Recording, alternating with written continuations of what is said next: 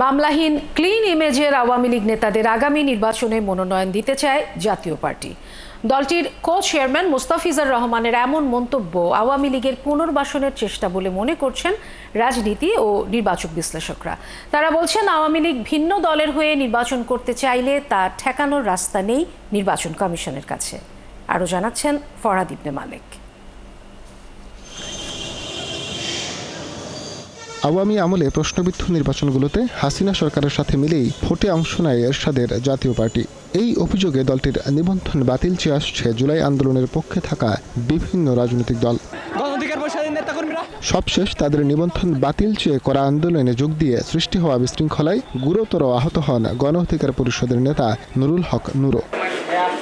জাতীয় পার্টি নিয়ে চলমান এসব অভিযোগের মধ্যেই দলের কো চেয়ারম্যান মোস্তাফিজুর রহমান নিরেট আওয়ামী লীগের নেতাদের আগামী নির্বাচনে দল থেকে মনোনয়ন দেবার কথা জানান।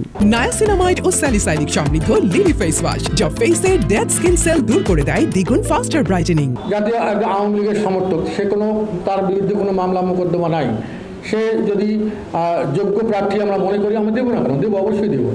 হ্যাঁ, আমাদের ক্যান্ডিডেট ক্রাইসিসকে ওভারকাম করার জন্য আমরা অবশ্যই করবো। অনেক জেলা আছে, হ্যাঁ, যেমন 300 আসনে আমরা প্রার্থী দিব।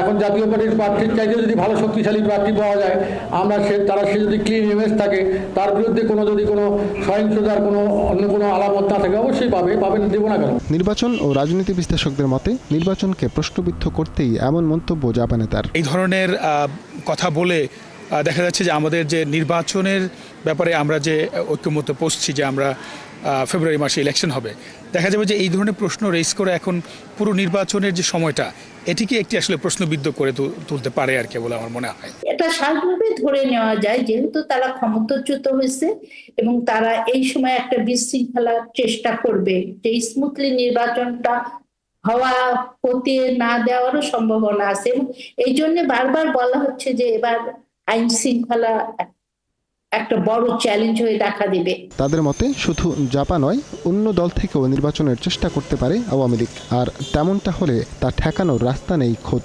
কমিশনের কাছেও।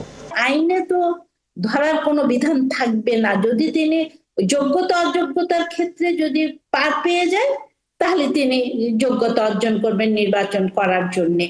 যেহেতু তার প্রতীক তো আর এখানে আওয়ামী লীগের প্রতীক থাকবে না, তিনি যে দলের মাধ্যমে আসবেন সেই দলের প্রতীক নিয়ে তিনি নির্বাচন করবেন। তার মতে দলটি নির্বাচন বানচালের চেষ্টাও করতে পারে, সেজন্য আইন শৃঙ্খলা পরিস্থিতির উন্নতির প্রয়োজন বলেও মনে করেন তিনি।